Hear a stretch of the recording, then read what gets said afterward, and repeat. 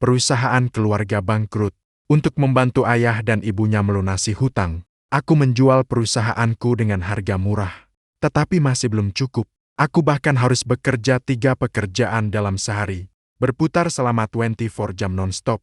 Ternyata, di tengah kesibukanku yang membuatku kelelahan setiap hari, ketika hutang yang sangat besar menekan hingga sulit bernafas, aku baru menyadari bahwa semua ini hanyalah sebuah penipuan yang direncanakan dengan cermat, dan dia pura-pura bangkrut hanya untuk membuatku mengajukan perceraian secara sukarela. Dia kemudian bersama sahabat prianya, Guang Mingshengda, secara terbuka. Kemudian, aku mengikuti keinginannya, namun dia berlutut di depan pintu rumahku seperti orang gila, memohon agar aku memberinya 1 kesempatan lagi. Ting-ting, kapan kamu berencana memberitahu Jibouda? Kebenaran tidak akan dipentaskan. Kamu bahkan menganggapnya serius, kan? Saat aku membawa minuman melewati pintu ruang VIP nomor 1, suara yang familiar terdengar dari dalam. Langkahku terhenti. Aku mengintip melalui pintu yang setengah terbuka.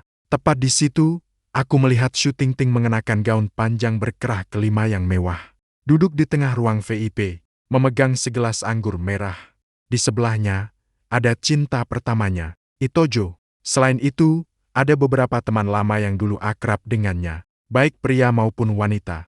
Sejak 3 bulan lalu, ketika Shu Comfort bangkrut, Shu Tingting menangis dan berkata kepadaku bahwa orang-orang ini tidak lagi memperhatikannya, bahwa mereka tidak akan lagi berhubungan dengannya. Aku tidak pernah lagi melihat mereka, namun sekarang mereka duduk bersama sambil minum. Ekspresi mereka menunjukkan tidak ada orang lain selain mereka yang dulu dikenal. Tanganku yang memegang piring secara tak sadar mengecil. Hatiku dipenuhi rasa tidak nyaman. Kakiku terasa seperti dipaku di tempat, tidak bisa bergerak sama sekali. Kebenaran apa? Ada keheningan singkat di dalam ruang VIP. Kemudian suara sinis dan mengejek dari Shu Tingting terdengar. Dia berkata, selama beberapa hari ini aku juga bosan berakting. Tidak menyangka semuanya menipu keluarganya. Mengatakan bahwa keluarganya bangkrut. Meminta dia membantu ayahku menutup lubang keuangan. Dia masih belum mau bercerai. Seperti plester anjing yang tak bisa lepas. Sangat menjijikkan. Di bilik terdengar tawa. Hatiku pun tiba-tiba terasa berat. Kebangkrutan itu palsu. Seseorang berkata, aku dengar Jibouda selama beberapa bulan terakhir bekerja keras untuk membantu melunasi hutangmu. Setiap hari dia mengambil 3 pekerjaan. Jika dia tahu kebangkrutanmu palsu, mungkin kamu ingin memanfaatkan kebangkrutan itu agar dia mengajukan perceraian. Ekspresinya pasti akan sangat lucu. Dia tidak akan tahu bahwa pecundang tidak bangkrut, kan? Kalau tidak, bagaimana dia tahu pecundang berutang ratusan miliar dan masih enggan meninggalkanmu? Seseorang lain berkata, mungkin dia masih berkhayal bahwa keluarga pamannya akan bangkit kembali, agar dia mengingat kebaikan menantunya. Akhir-akhir ini dia bekerja keras, tapi itu semua hanya sandiwara. Lihat saja, 3 bulan adalah batas maksimalnya. Kurasa dia tak akan bertahan lebih dari beberapa hari. Mereka mulai bertaruh. Berapa lama lagi aku bisa bertahan? Apa yang akan dia katakan selanjutnya? Aku tidak mendengarkan lagi. Setelah dengan kebas menyerahkan minuman kepada tamu, aku mengundurkan diri dari pekerjaan bersama manajer. Wajah manajer tampak agak tidak puas. Lagi pula hari ini adalah hari ketigaku bekerja. Ini adalah pekerjaan paruh waktu keempatku. Belum sempat memberitahu Shu Tingting. Sebelumnya ketika aku mengambil 3 pekerjaan, dia berkata aku terlalu lelah. Agar aku tidak harus begitu keras. Dia juga akan berusaha keras menghasilkan uang untuk melunasi hutang. Aku takut dia khawatir, jadi tidak berencana memberitahunya. Untungnya juga tidak memberitahunya. Kalau tidak, hari ini aku tidak akan mengetahui kebenaran. Apalagi aku tidak akan tahu bahwa dia sebenarnya sudah membenciku sampai sejauh ini. Dia bahkan memikirkan cara bangkrut untuk memaksa saya mengajukan perceraian secara sukarela. Melihat saya setiap hari tanpa mengeluh menaruh uang dari pekerjaan paruh waktu ke dalam celengan. Dia pasti dalam hati mengejek saya karena bodoh, kan? Saya juga merasa diri saya bodoh. Saya bahkan percaya bahwa si pecundang bangkrut. Saya bahkan ingin berusaha keras menghasilkan uang untuk membantu mereka melunasi hutang. Saya bahkan berkhayal bisa menghabiskan sisa hidup bersamanya. Setelah meninggalkan bar, saya langsung pulang ke apartemen sewaan. Sejak dia mengatakan si pecundang bangkrut, Saya menggunakan beberapa ribu uang tunai yang tersisa untuk menyewa sebuah kamar tunggal. Saya dan Shu Tingting hampir seperti teman masa kecil. Orang tua saya memiliki hubungan baik dengan orang tua dia. Kedua keluarga juga tetangga. Dari taman kanak-kanak hingga SMA, kami berada di kelas yang sama. Saat para orang tua duduk bersama makan dan mengobrol, mereka selalu mengolok-olok kami. Mereka bilang sudah mengatur perjodohan sejak kecil. Sejak kecil, saya sudah yakin bahwa ketika dewasa nanti saya pasti akan menikah. Dan dia selalu memperlakukan saya dengan baik. Setidaknya sebelum munculnya Itojo, semuanya baik. Pertarungan pertama saya adalah demi dia. Bolos pertama saya adalah demi dia. Pertengkaran pertama saya dengan orang tua, juga demi dia. Saat itu, matanya selalu bersinar ketika melihat saya. Dia menanyakan mengapa dia begitu baik padaku. Saya berkata Shu Tingting adalah calon istri saya. Jika orang lain mengganggu dia, itu berarti mengganggu saya. Dia marah sekaligus malu. Dia berkata tidak mau menikah denganku, karena dia gagal dalam ujian masuk perguruan tinggi. Kami tidak kuliah di universitas yang sama. Hari itu di bandara, dia memeluk saya. Dia memperingatkan saya untuk tidak melirik perempuan lain. Setelah lulus kuliah, kami akan menikah. Aku berhasil masuk universitas. Aku menolak semua perempuan yang mengajakku. Namun dia jatuh cinta pada Itojo saat kuliah. Kami perlahan menjadi dua garis paralel.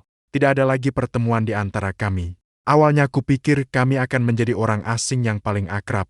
Ketika bertemu nanti, hanya sekadar menyapa, lalu melintas tanpa berinteraksi.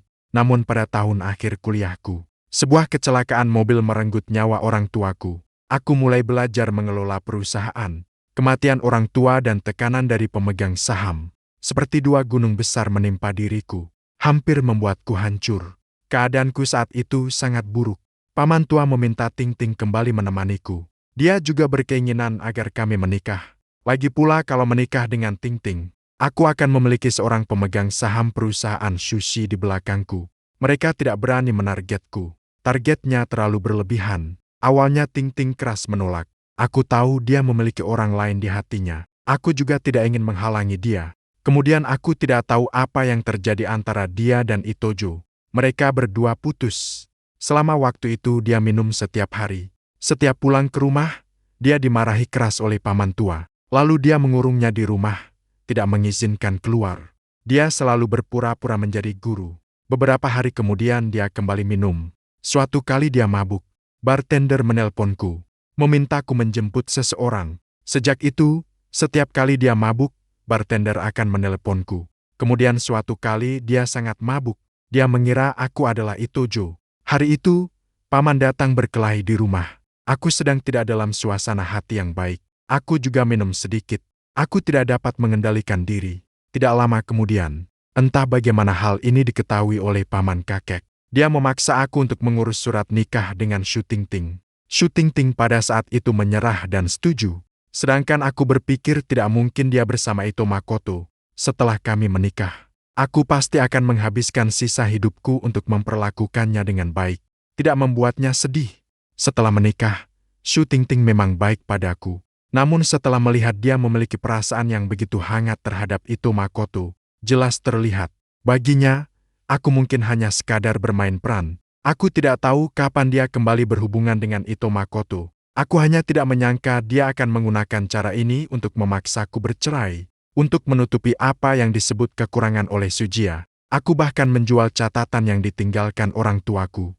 Memberikan semua dana kepadanya. Yang didapat justru pengkhianatannya. Sebenarnya, jika dia menjelaskan dengan jelas kepadaku, aku tidak akan melekat padanya. Bahkan jika aku sangat mencintainya, tidak sampai mencintainya sampai tidak mengorbankan harga diri, terus melekat padanya tanpa rasa malu. Lebih dari pukul 12 malam, Shu Tingting baru pulang. Dia sudah mengganti bajunya dengan kaos yang dipakai sebelum keluar.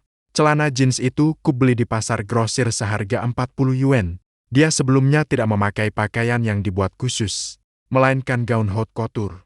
Barang pasar seperti ini tidak akan pernah muncul di depan matanya. Selama 3 bulan ini, dia harus menjalani hari-hari yang sulit. Itu memang membuatnya sulit. Melihat aku belum tidur, dia agak terkejut. Dia bertanya, "Kenapa masih belum tidur? Apakah menunggu aku?" Saya baru saja selesai kerja paruh waktu dan pulang. Kebetulan saya membawa makanan ringan malam. Mau makan sedikit? Saya menatapnya dengan ekspresi datar. Saya ingin menemukan sekecil apapun rasa bersalah di matanya. Namun tidak ada. Dia tampak tenang. Saya sangat ingin menanyakan padanya mengapa dia berani menipu saya selama 3 bulan. Apakah itu menyenangkan? Namun menanyakannya tidak ada artinya sama sekali. Dia membuka kotak makan berbusanya. Dengan terampil, dia membuka sumpit sekali pakai dan memberikannya kepada saya. Aroma mie goreng menyebar di dalam apartemen sewaan yang sempit. Saya menundukkan pandangan, melihat tangan dia yang memegang sumpit. Saya berkedip, menekan kepahitan yang mengalir di hati. Saya berkata, "Shu Tingting, mari kita bercerai." Suara Pak, sumpit di tangannya jatuh ke lantai. Senyuman di wajahnya membeku. Saya tidak mengerti mengapa dia menampilkan ekspresi tak percaya dan kebingungan. Dia memang sangat membenci saya. Saya mengajukan perceraian. Bukankah dia seharusnya merasa lega? Sekarang dia membuat sikap seperti ini untuk siapa? Dia bertanya, apakah karena pecundang itu bangkrut? Kamu langsung membenciku. Menganggap saya beban. Melihat luka di mata dia, saya hampir tertawa. Namun kelopak mata saya tak sengaja memerah. Jelas itu dia yang pura-pura bangkrut. Berusaha memaksa saya mengajukan perceraian. Sekarang saya mengabulkan keinginannya. Dia malah berbalik menyerang. Dia menganggap saya membencinya. Saya mengusap pelipis saya, lalu menatap Shu Tingting. Apakah kamu tidak merasa dirimu sekarang menjijikan? Aku tak pernah menyangka dulu orang yang memegang tanganku, yang berkata kita seumur hidup tak akan berpisah, kini akan menjadi seperti ini. Dia menyukai Itojo. Tidak apa-apa, dia ingin bercerai denganku. Bersama dia pun tak masalah. Tapi dia tidak seharusnya memakai cara serampangan seperti ini untuk memaksaku mengajukan perceraian secara inisiatif, agar dia dapat melangkah ke Itojo tanpa beban. Pupilnya tiba-tiba menyusut. Ia menggenggam tanganku dengan keras. Ekspresinya marah. Tatapannya padaku juga menantang. Dia berkata ketika Jibode dulu kalah dan bangkrut, itu kau yang katakan, tidak peduli masa depan bagaimana, kau tidak akan meninggalkanku. Tidak akan meninggalkan begitu saja. Sekarang baru 3 bulan, kau sudah menampakkan wajah aslimu. Masih menganggapku menjijikan. Aku melepaskan dia dan melangkah mundur beberapa langkah. Aku menatapnya dengan dingin. Aku berkata, aku pernah bilang, tapi faktanya si pecundang tidak pernah bangkrut. Dia sengaja berpura-pura bangkrut di depanku. Hanya untuk memaksa aku menjadi orang jahat yang mengajukan perceraian, agar rasa bersalah dalam hatimu menghilang tanpa jejak. Bukankah begitu? Apakah kamu tidak menjijikan karena mengatur semua ini padaku? Wajah Tingting menggelap. Ia membuka mulutnya, seakan ingin membelah sesuatu. Namun akhirnya hanya terdiam. Wajahnya dulu membuat hatiku berdebar. Sekarang aku tak ingin lagi menatapnya. Aku berkata, kamu pindah keluar malam ini. Besok pagi pukul 9. Aku akan menunggumu di depan kantor urusan sipil. Selain itu, dulu aku menjual aset keluar gaji. Tolong kembalikan semuanya kepadaku tanpa kurang sedikit pun. Shu Tingting tetap diam, tidak menjawab. Aku juga tak banyak bersabar. Aku langsung menghubungi Ito Makoto untuk menjemputnya. Memintanya sekaligus membawa sepasang pakaian. Ito Makoto adalah orang yang cerdas. Tentu saja dia mengerti mengapa aku menghubunginya. Ini berarti aku sudah berhadapan langsung dengan Shu Tingting. Dalam kurang setengah jam, dia sudah datang. Melihatnya mengendarai mobil mewah. Dengan jam tangan mahal dan sikap penuh percaya diri, aku semakin merasa diriku yang selama 3 bulan ini bekerja beberapa pekerjaan setiap hari. Sangat konyol. Hatiku pun semakin membenci Shu Tingting. Jadi, kau pakai uangku untuk memelihara pria cantik ya? Aku menatap Shu Tingting, berusaha menahan suaraku. Tanpa bergetar, aku berkata, pakaian yang kau pakai sekarang adalah yang kupilihkan. Gantilah pakaianmu dan pergilah. Setelah selesai, aku berbalik dan keluar dari rumah sewa. Tak lama kemudian, Ito Makoto juga keluar. Dia berkata, Tingting hanya tidak tahu bagaimana memberitahumu. Itulah mengapa dia memikirkan cara ini. Dia berharap kau akan mengajukan perceraian secara sukarela. Niat kami bukan untuk menyakitimu. Aku memutar kepala menatapnya. Mataku melintas di atas tangan putihnya yang bersih.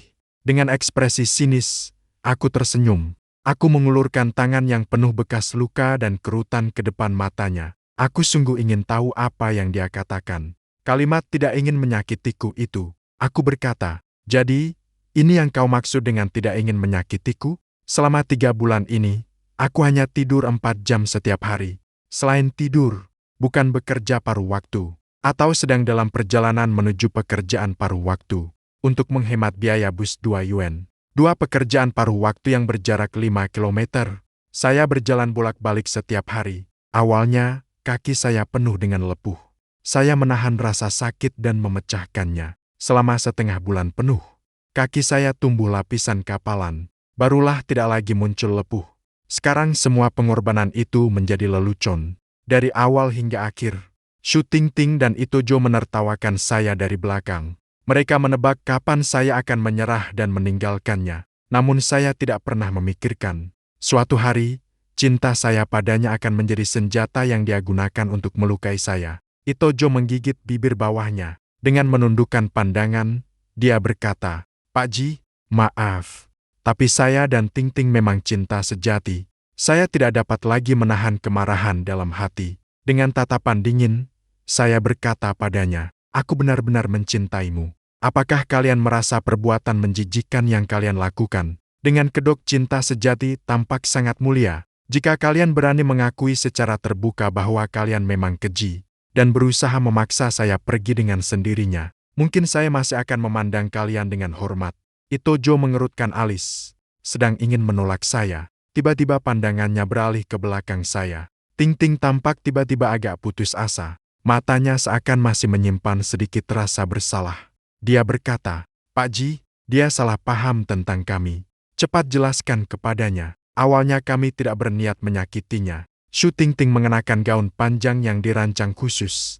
Tubuhnya sangat memukau. Cantiknya hampir membuat orang tak bisa mengalihkan pandangan. Berbeda dengan dulu ketika dia memakai kaos murah seharga puluhan yuan dan celana jeans, wanita itu sangat berbeda. Inilah seharusnya penampilannya. Aku hanya merasa asing. Dia berjalan ke depan Itojo, menghalangi pandanganku. Dia berkata bahwa hal ini adalah keputusanku.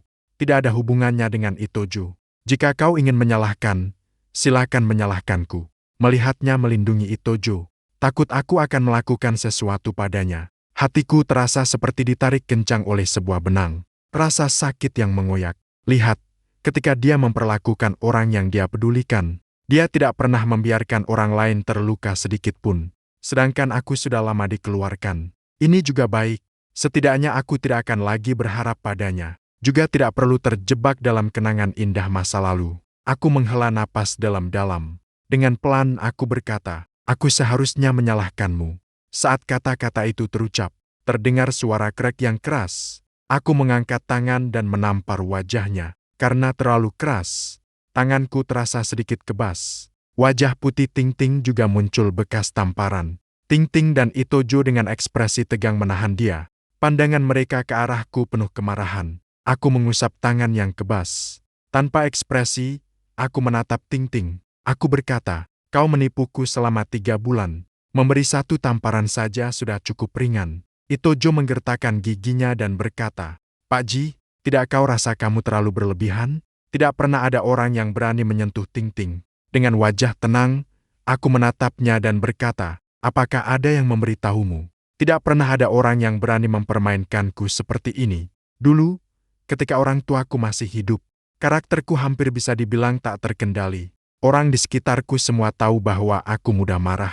Jarang ada yang mendekatiku tanpa rasa tidak puas.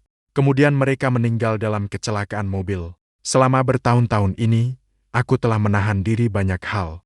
Tapi bukan berarti aku tak punya temper." Ito Makoto mengerutkan alis. Sedang hendak berbicara, Shu Tingting menahannya. Di bawah lampu jalan yang redup, ekspresinya gelap dan tidak jelas. Dia berkata, "Aceng, jangan lanjutkan." Namun Shu Tingting menjawab, "Sebenarnya aku yang bersalah padanya. Setelah tamparan ini, aku tidak lagi berutang padanya. Ayo pergi." Ito Makoto menatapku dengan tidak puas. Akhirnya ia tidak mengucapkan apa-apa dan mengikuti Shu Tingting pergi. Aku berbalik dan kembali ke apartemen sewaan. Malam itu aku membersihkan semua barang yang berhubungan dengan Shu Tingting, membuangkannya ke tempat sampah, menyimpannya terlalu sial. Setelah membuang sampah, sudah lewat pukul 6 pagi. Langit sudah memerah seperti perut ikan. Aku memutuskan untuk tidak tidur. Langsung mengambil KTP, kartu keluarga dan akta nikah, lalu pergi ke depan kantor urusan kependudukan, menunggu sampai pukul 8 pagi. Shu Tingting tiba tepat waktu di depan pintu. Aku juga tidak ingin berdebat lagi dengan dia. Langsung berbalik masuk ke kantor urusan kependudukan. Proses perceraian berjalan lancar. Kecuali perusahaan yang ditinggalkan orang tuaku. Shu Tingting juga memberi saya tambahan beberapa puluh juta dan 2 villa. Saya menerimanya. Saya kemudian menyumbangkannya ke yayasan. Dianggap sebagai perbuatan baik. Setelah mendapatkan akta perceraian, saya keluar dari kantor urusan kependudukan. Sedang hendak memanggil taksi untuk pergi. Shu Tingting tiba-tiba memanggil saya. Dia mengatakan tentang kebohongan yang dulu dia lakukan padamu. Maaf. Saat mengucapkan kata-kata itu, sikapnya tulus. Ekspresinya penuh penyesalan. Saya tersenyum dan berkata, maafkan saja, tidak usah. Jika permintaan maaf itu berguna, apakah masih perlu mengandalkan hakim? Dia mengerutkan alis. Sepertinya ingin mengatakan sesuatu. Tiba-tiba tatapannya terhenti. Saya menurunkan kepala mengikuti pandangannya. Saya menyadari masih memakai cincin perak di tangan. Cincin itu adalah yang dia sarankan saya beli di pasar kaki lima. Sebagai pengganti layanan perjodohan untuk melunasi hutang. Saya rasa bagaimanapun, cincin pernikahan itu tidak boleh dijual. Namun dia dengan serius berkata, tidak peduli nilai cincin itu tinggi atau rendah. Yang terpenting adalah apakah pemilik cincin itu saling mencintai. Dia berkata, tidak apa-apa, nanti kalau saya punya uang, saya akan menukarnya kembali. Saya sangat terharu saat itu. Saya mengira upaya saya selama beberapa tahun terakhir akhirnya membuatnya kembali mencintai saya. Kemudian saya memperlakukan cincin itu seperti harta karun. Setiap malam sebelum tidur, saya membersihkannya dengan teliti. Saat itu dia pasti tertawa dalam hati melihat kebodohan saya. Sekarang, memikirkannya, saya memang sangat bodoh. Saya percaya apapun yang dikatakan orang lain. Saya menundukkan pandangan, melepas cincin itu. Saya melemparkannya sembarangan ke tempat sampah di sebelah. Saya berkata, jangan salah paham. Aku lupa membuangnya saat membereskan barang semalam. Dia menggerakkan bibirnya. Ekspresinya agak samar. Aku mengerutkan alis. Melihat dia ingin berbicara tapi terdiam. Aku merasa aneh. Dia bercerai denganku. Bukankah dia seharusnya lega dan pergi ke Itoje untuk merayakan? Kenapa seolah-olah ada yang berutang jutaan kepadanya? Aku tidak lagi memperhatikannya. Aku sedang bersiap menunggu taksi untuk pergi. Tiba-tiba sebuah Lamborghini merah berhenti di depanku. Di dalam mobil, Liu Ruyan terlihat sangat gembira. Dia memanggilku Daoki Bada. Selamat telah keluar dari penderitaan. Jika ingin menikah lagi, pertimbangkan aku. Shu Tingting tampak muram. Dia menatapnya dengan dingin dan berkata, jangan bercanda terlalu jauh, Liu Ruyan. Liu Ruyan sudah sekelas dengan kami sejak SD. Kami dulu juga teman baik. Namun, entah kenapa, dia berseteru dengan Shu Tingting saat SMP. Mereka menjadi musuh bebuyutan, selalu saling tidak suka satu sama lain. Selama bertahun-tahun, dia dan Shu Tingting selalu berseteru secara online. Hari ini kamu mengungkapkan rahasia kelamku. Besok aku akan menyebarkan gosip tentangmu. Kita saling menukar, berhadapan secara tajam. Seakan-akan pertarungan hidup dan mati. Aku hampir tidak berinteraksi dengannya. Bagaimana dia tahu tentang perceraianku dengan Shu Tingting? Sebelum aku sempat mengerti, Liu Ruyan melanjutkan, Shu Tingting, apakah aku sedang bercanda? Kamu tahu itu jelas. Setelah selesai, dia langsung turun dari mobil dan berjalan ke depanku. Meskipun Jibouda mengucapkan kata-kata itu terlalu cepat, tapi jika kau bersedia menikah denganku, kita bisa langsung masuk dan mengurus surat nikah sekarang. Aku terkejut sejenak, lalu aku menjadi tak berdaya. Aku berkata, Nona Liu, aku sangat sibuk, tidak punya waktu untuk bermain-main dengan permainan kekanak-kanakan seperti ini. Dia menjawab, siapa yang memberitahumu? Aku memang sedang bermain-main. Dia menyerahkan buku rumah tangga ke depanku.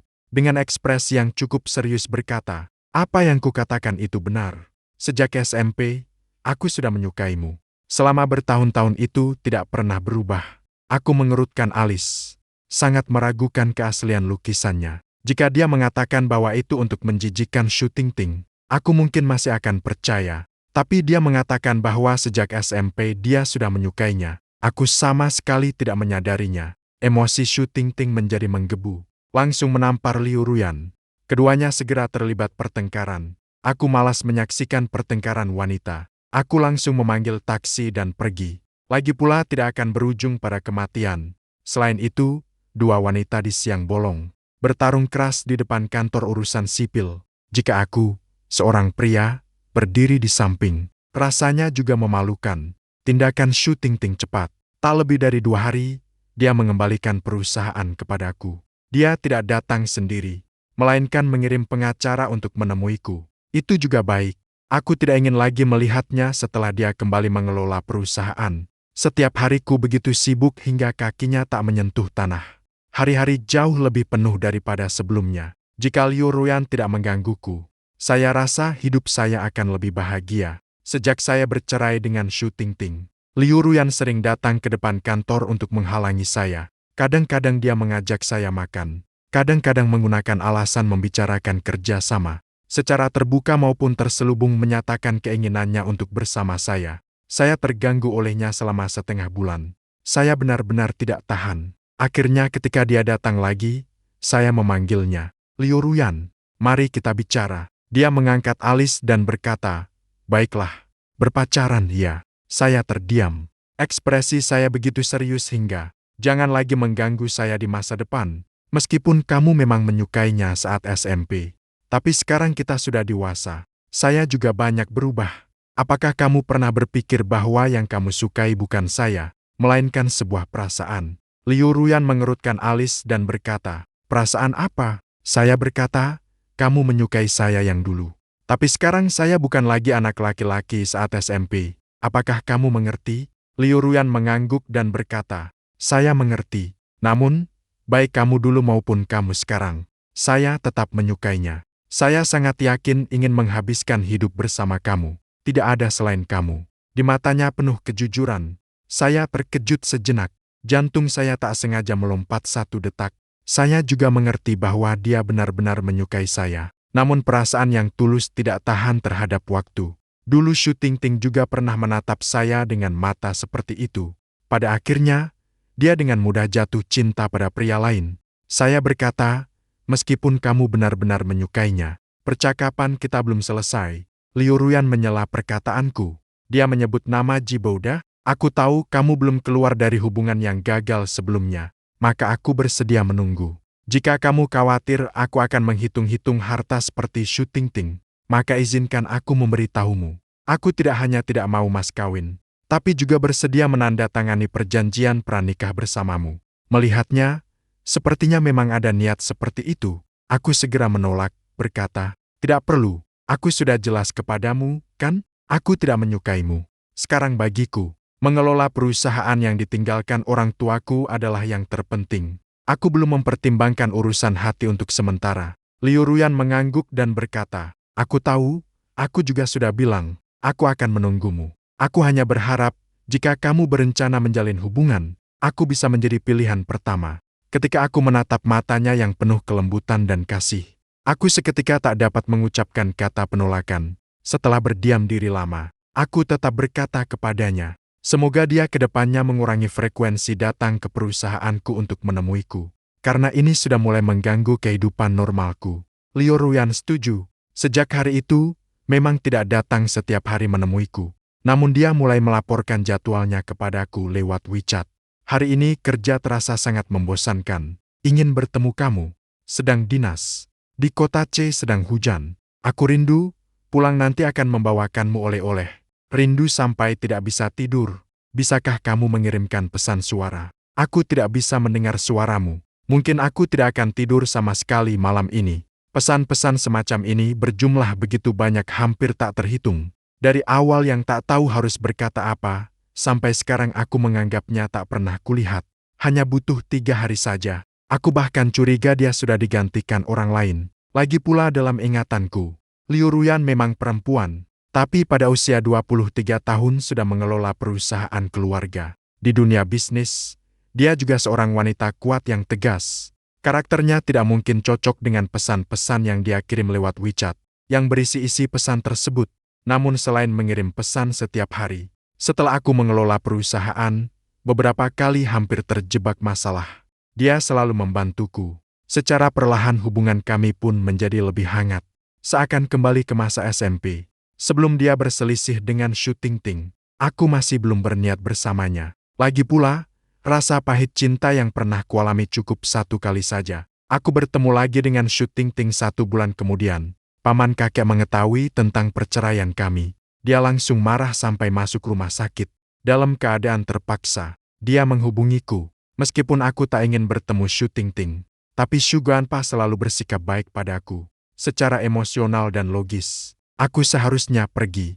Saat tiba di depan pintu ruang rawat, Shu Tingting dan Ito Makoto berada di sana. Ito Makoto tampak lesu dan murung. Shu Tingting di sampingnya mencoba menghiburnya. Aku mengetuk pintu. Setelah mengetahui itu paman kakek baru mengizinkanku masuk ke ruang rawat. Dari mulutnya, barulah aku mengerti bahwa Shu Tingting dan Ito Makoto sedang berbelanja. Dan kebetulan paman kakek melihat mereka. Dia mengira Shu Tingting berselingkuh. Dia memarahi Ito Makoto di jalan, menghamburkan pernikahan orang lain. Tidak tahu rasa malu. Shu Tingting baru memberitahukan tentang perceraian kami.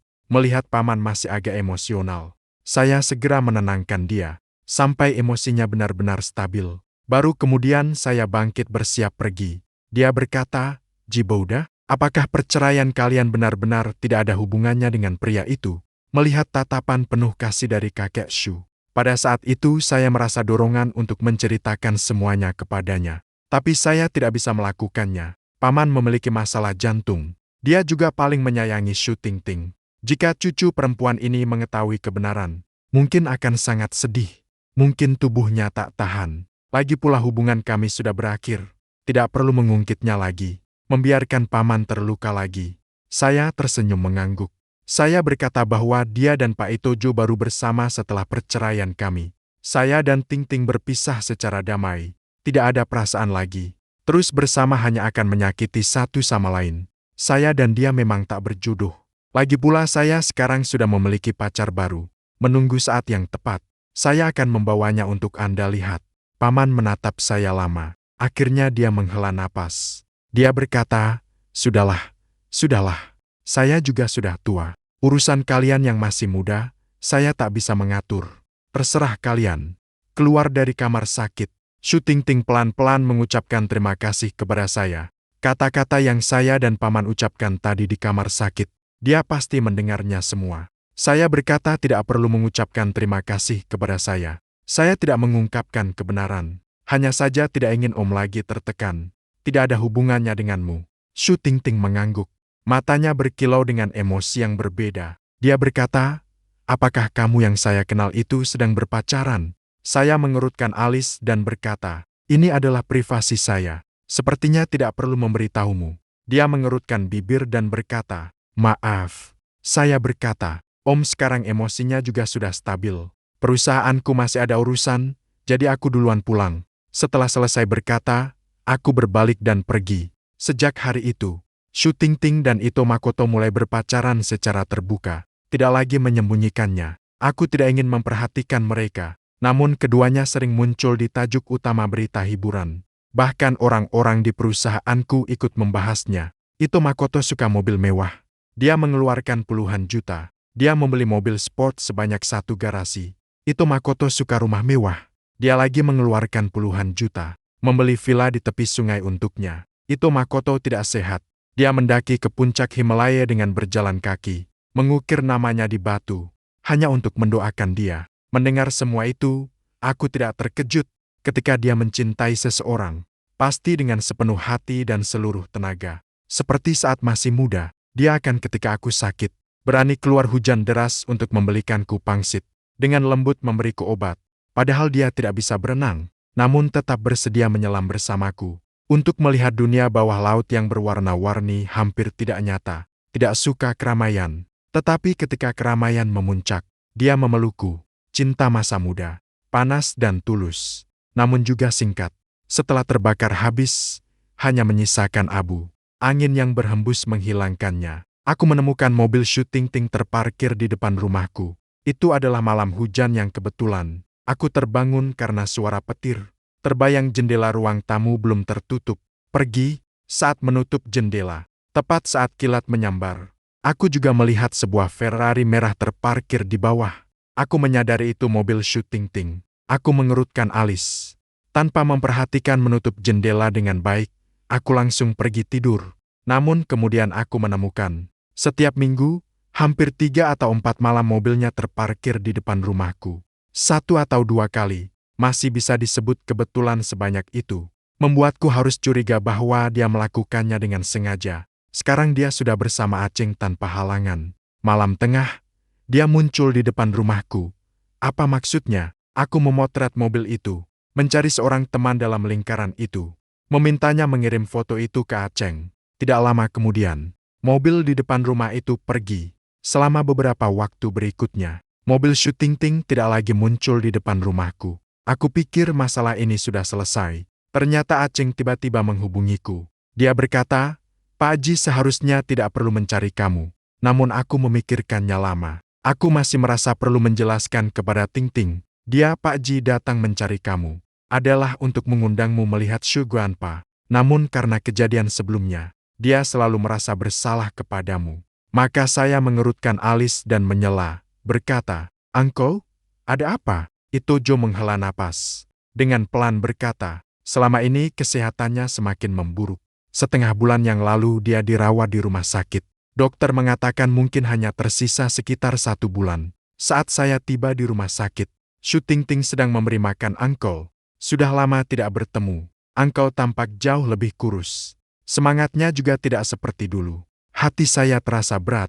Penglihatan saya pun mulai kabur. Sejak orang tua saya meninggal, yang paling baik padaku adalah Uncle. Namun setelah perceraian dengan Syutingting, untuk menghindari bertemu dengannya, saya hampir tidak pernah menemuinya. Bahkan saya baru mengetahui dia sakit dan dirawat dari orang lain. Dengan suara serak, saya mendekati dia. "Uncle," dia memanggil saya, berkata, "Pak Ji datang. Mengapa matamu merah? Apakah ada sesuatu yang terjadi?" Saya menggelengkan kepala. Saya memaksa menahan air mata. Seorang pria tidak mudah meneteskan air mata. Saya juga tidak ingin membuat Uncle sedih lagi. Uncle menatap Syutingting dengan tajam. Dengan nada kesal, dia berkata, "Ayo, apakah kamu lagi melakukan sesuatu yang membuat Pak Ji marah? Kalau tidak, mengapa wajahnya begitu pucat?" Saya kira Syutingting akan membantah. Ternyata dia mengangkat pandangan dan menatap saya. Dengan emosi yang rumit di matanya, saya menghela napas dalam, menenangkan perasaan, memandang Om. Saya berkata, "Om, dia tidak membuat saya marah. Sudah lama sekali saya tidak melihatmu. Saya merindukanmu." Duduk di tepi ranjang rumah sakit, melihat sosok Om yang kurus. Kesedihan di hati tak dapat tertahan. Menyadari bahwa ia hanya memiliki 1 bulan lagi hidup. Saya menyesal tidak lebih sering mengunjunginya. Setelah Om selesai makan dan beristirahat, saya dan Syutingting keluar dari ruang perawatan. Di koridor yang tenang, saya menatapnya dengan dingin, menurunkan suara, berbicara, "Mengapa kamu tidak memberitahuku tentang penyakit Om?" Wajah Syutingting tampak kelabu. Dia mengangkat pandangan menatap saya dan berkata, "Kita sudah bercerai. Saya tidak ingin merepotkanmu lagi." Saya berkata, "Apakah kamu tidak merasa egois dengan melakukan ini?" Om juga tumbuh melihat saya. "Kita memang sudah bercerai, tapi hubunganmu dengan orang lain jelas bagi saya. Saya tidak akan melampiaskan kemarahan kepada orang lain karena kamu." Syutingting mengerutkan bibirnya, menatap saya tanpa berkata apa-apa. Saya menarik napas dalam-dalam, menjadi tenang. Dengan ekspresi datar, dia berkata, "Saya tahu kamu tidak ingin melihat saya. Saya juga begitu. Namun waktu Om yang tersisa tidak banyak. Saya berencana akan datang setiap hari untuk menemani dia sebentar. Aturlah waktumu." Meskipun saya sudah tidak mencintai Syutingting lagi, tapi saya juga tidak bisa melakukannya. Melihat dia berkeliling di depan saya bersama itu Makoto, dan aku harus berpura-pura tidak peduli. Dia berkata, "Aku tidak ingin melihatmu." Mengenai kata-katanya yang ambigu itu, aku tak tahan mengerutkan alis dan berkata, "Terserah kamu. Pokoknya aku berharap bisa datang membaca. Saat kakek, kamu dan Aceng jangan muncul di depanku." Syutingting menjadi diam. Setelah beberapa saat, dia berbicara, "Kamu beri aku pesan saat ingin datang melihat kakek. Aku akan mengatur waktunya." Aku mengeluarkan Syutingting dari daftar hitam. Mulai sekarang, setiap hari kecuali saat pergi menengok paman kakek, kecuali mengirim pesan dulu kepadanya, kami tidak akan memiliki interaksi sama sekali. Sebulan kemudian, suatu hari, aku mendorong kakek. Saat berjalan-jalan di taman di bawah gedung rawat inap, dia tiba-tiba berbicara, "Pak Ji, aku ada sesuatu ingin katakan padamu." Aku berjalan ke depan paman kakek dan berjongkok, tersenyum dengan paksa. Aku bertanya kepada kakek, "Apa yang ingin kamu katakan?" Selama sebulan terakhir ini, dia belum pernah berbicara dengan nada serius seperti ini kepadaku. Wajah paman kakek menampakkan senyum penuh kasih. Dia berkata, "Pak Ji, aku tahu aku tidak punya banyak waktu lagi. Selama sebulan ini, kamu datang setiap hari menemuiku. Aku sangat senang. Ada rasa cemas muncul di hatiku.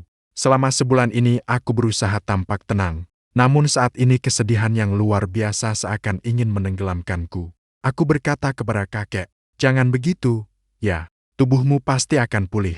Paman kakek menggelengkan kepala. Wajahnya tampak tenang. Dia berkata tentang tubuhku sendiri. "Saya mengerti. Saya sudah berumur sebanyak ini. Saya juga tidak memiliki penyesalan lagi. Satu-satunya yang tidak bisa saya lepaskan adalah kamu. Meskipun kamu tidak mengatakannya, saya juga sangat mengerti terhadap Ting Ting. Dia merasa bersalah padamu. Jadi saya terus menolak menerima pria itu. Kamu dan Ting Ting tidak memiliki takdir. Namun saya selalu menganggapmu sebagai cucu saya yang terkasih. Saya juga berharap kamu nanti dapat bertemu seseorang yang benar-benar baik padamu."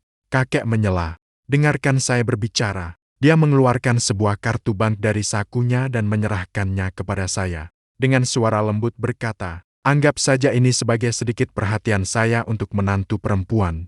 Saya rasa saya tidak akan bisa melihat pernikahanmu." Penglihatan saya menjadi kabur. Saya menggelengkan kepala dan berkata, "Paman kakek, saya tidak mau." Dia berkata, "Terimalah menurut saya. Ini sedikit perhatian saya sebagai orang tua. Jika kamu tidak menerimanya, saya akan marah." Dengan tekad paman kakek, saya tetap menerima kartu itu. Akhirnya wajah paman kakek menunjukkan senyum. Sepertinya menyelesaikan sebuah beban hati. Kerutan di dahi pun melonggar. Pada jam 11:15 malam, paman kakek pergi dengan tenang. Pada saat dia pergi, saya tahu orang terdekat terakhir di dunia ini juga telah pergi. Saya pasti sangat sedih. Namun rasanya seperti kehilangan semua emosi. Hanya berdiri di samping dengan kebas. Seolah-olah semuanya tidak ada hubungannya denganku. Hari pemakaman, Liu Ruyan menemaniku pergi. Selalu, Om Shu tersenyum dengan wajah yang penuh kasih. Seperti dulu ketika aku pergi ke rumah Om mencari Shu Tingting. Tapi aku tahu tidak akan kembali lagi. Shu Tingting mengenakan pakaian hitam seluruhnya. Wajahnya lelah. Mata berwarna kebiruan gelap. Terlihat seperti tidak tidur selama beberapa hari. Ito Makoto berdiri di sisinya. Sesekali menolongnya. Untuk mencegah dia tiba-tiba terjatuh. Setelah pemakaman selesai, aku menjadi murung untuk sementara. Sepanjang hari selain bekerja, tidak ingin melakukan apapun. Sampai suatu hari 1 bulan kemudian, Liu Ruyan berlari ke rumahku dan menarikku bangkit. Wajahnya penuh kemarahan. Dia menegur, "Om Jibouda sudah meninggal. Itu fakta yang tak dapat diubah. Sampai kapan kamu masih akan murung? Dia tidak ingin melihatmu seperti ini." Aku tersenyum pahit. Kataku, "Aku mengerti, tapi aku memang tidak bisa menerima." Dia memegang bahuku, menatap mataku. Dia berkata dengan perlahan, satu kata per jeda, "Tidak ada yang bisa menerima kepergian orang terdekat secara tiba-tiba, namun harus tetap menerima, karena harus terus melangkah ke depan." Aku mendorongnya, tidak ingin mengatakan apa-apa. Aku mengerti semua nasihat yang dia katakan, namun aku tidak bersemangat melakukan apapun. Kakek Shu begitu baik padaku, namun karena Shu Tingting, aku bahkan menjauh darinya. Betapa sedihnya kakek pada masa itu. Namun dia tidak pernah menghubungi aku. Dia juga tidak membiarkan Shu Tingting menghubungi aku.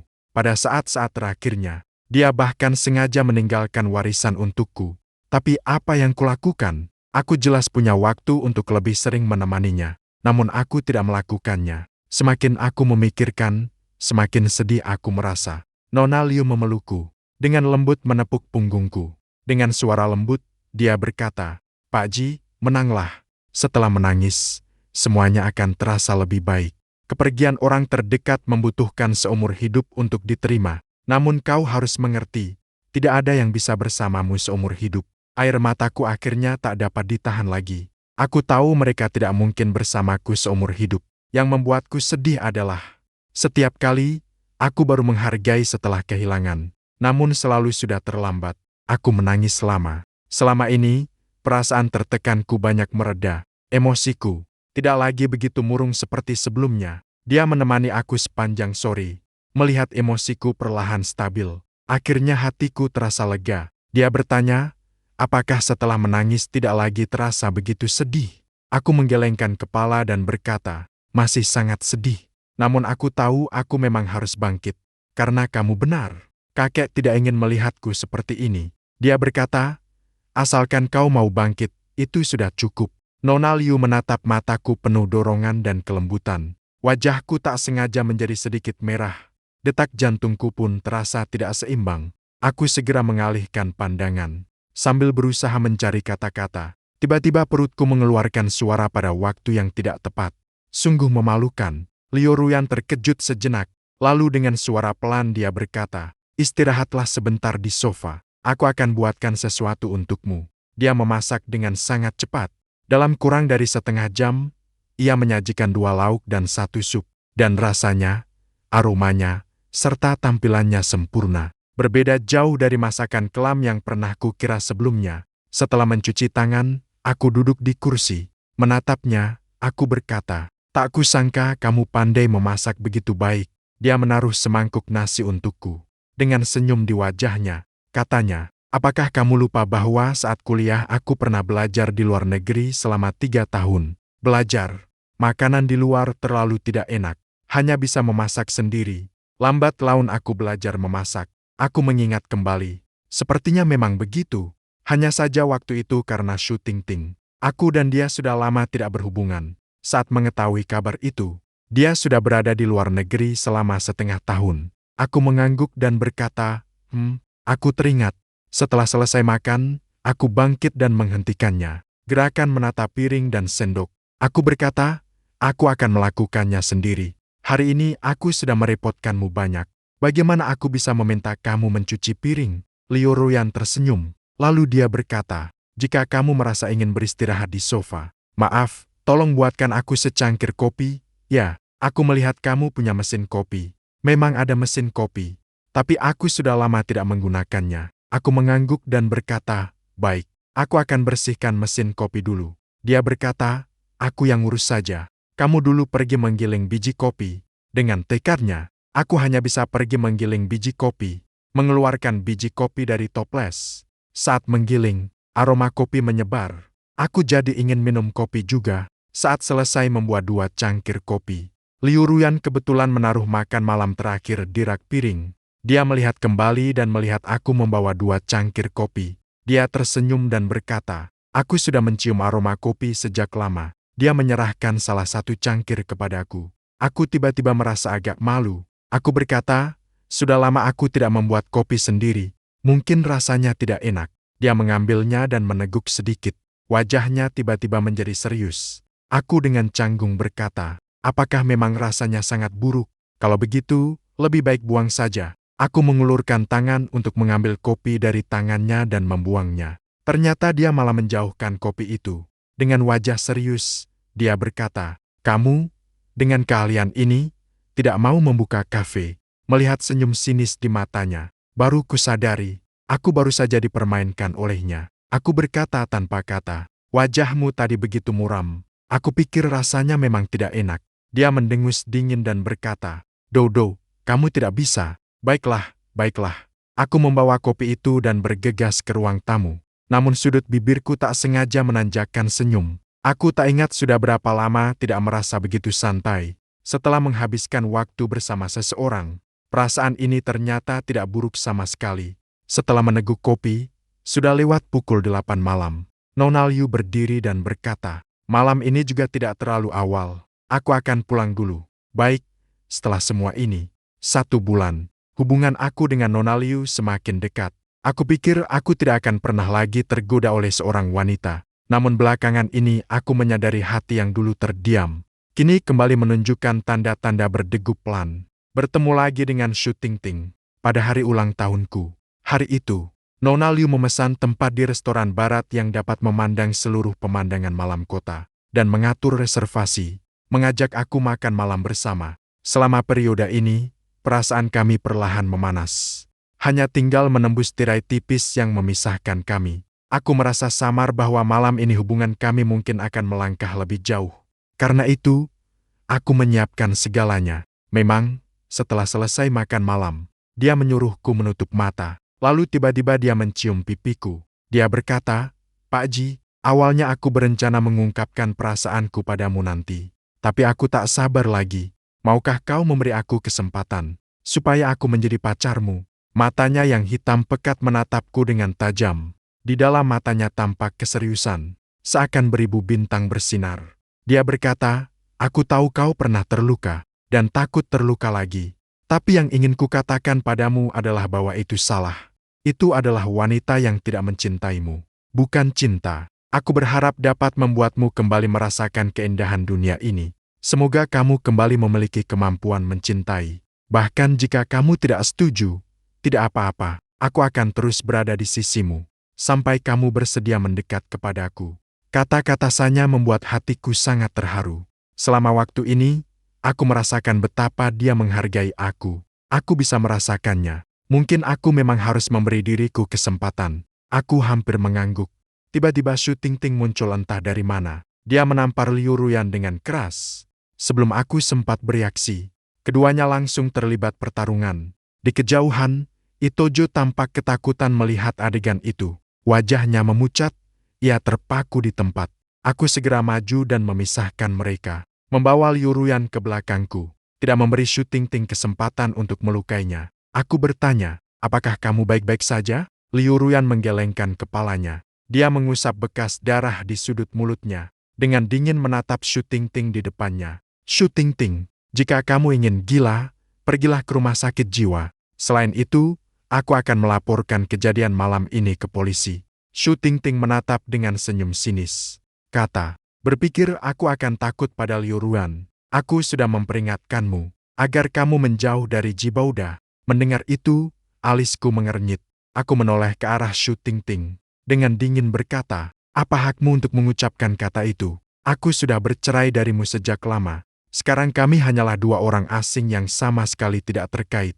Apakah kau harus melihatku tidak bahagia, barulah kau senang?" Shu Tingting menatapku dengan ekspresi tak percaya. Dengan cemas berkata, "Jibuda, aku hanya tidak ingin kau ditipu olehnya. Apakah kau tahu, Liu Ruyan pernah berpacaran dengan lebih dari 10 pria saat di luar negeri." Aku menghela napas dalam-dalam lalu berkata, "Dia pernah berpacaran dengan 100 orang.